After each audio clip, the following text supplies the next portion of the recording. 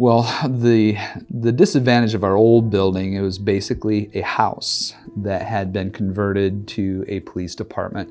So when you walked in, it was a house.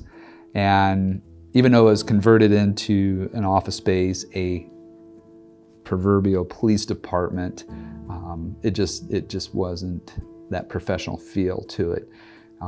The space was very limited. It was just less than 900 square feet. So when we go to 3,100 square feet plus a 3-car garage, we now have a police department and office space and space in general. So one of the biggest disadvantages they had before, simply the size of it. It was restricted what they could do. They had several different departments in basically one little room, and so to me, that was the biggest disadvantage that they had and challenge that they had that brought about the idea of this. We're basically on the same size lot that we were before, just a much bigger building, 2.5, 3 times the size of that. So to me, the size restrictions were probably the biggest challenge for them on the old building. It's when somebody now comes into this building, you sit here and you go, this is our beautiful building, to where they would walk into that house and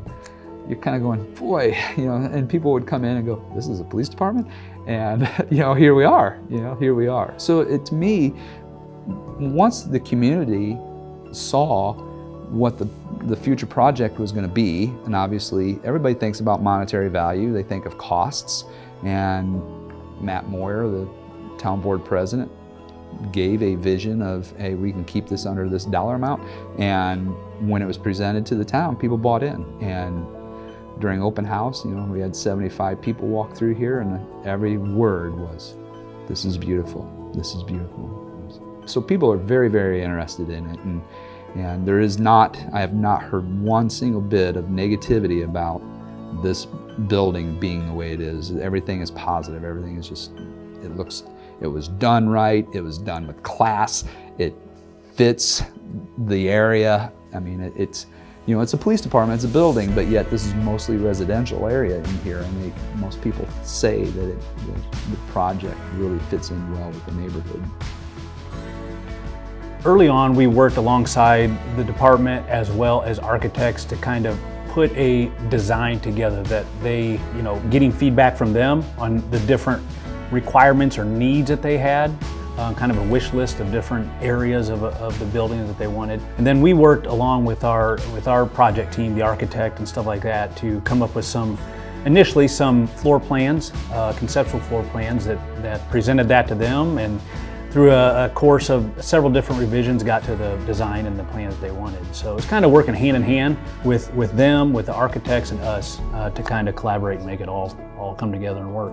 So we have my office, the detective sergeant's office, the lieutenant's office, and then the patrol division, which houses 2 patrolmen and then the reserves. Even though it's all one space, it's cubicled. So they each have their own workstation. And then obviously this cool room, I love this room in here. This is our training conference room. With the patrol office, we also have a little kitchenette area, a little break room table right there, all in that one space.